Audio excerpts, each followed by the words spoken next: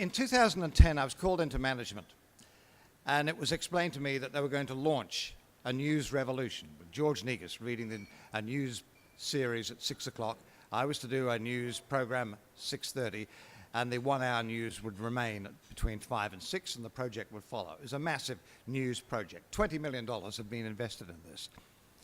And we're kind of, thinking of synchronicity. I started my career with arguably the biggest and most successful network campaign called the 7 Revolution in 1970. So I thought, well, that's nice. I'll finish my career on a revolution. What we didn't know was that just a few months before we launched this revolution, James Packer launched his own revolution and became the senior shareholder of the 10 network. And he appointed Lachlan Murdoch as the person to run it.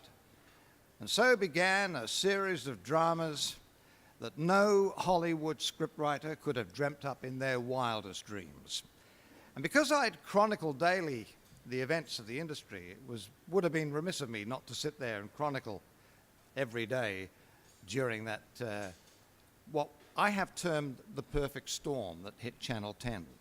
Now, I know Channel 10 are not particularly, well, some of the executives in Sydney are not particularly happy with my book, but I just want to make one thing clear.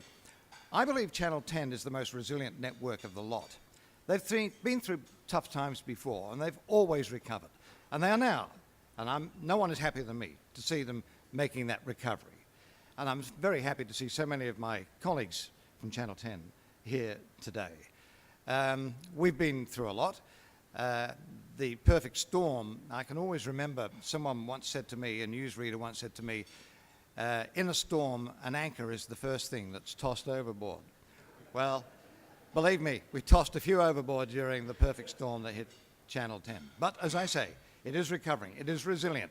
And the reason it's resilient, I was always told, a psychologist once told me that the third-born child is the one that has to push the boundaries to make a point of difference.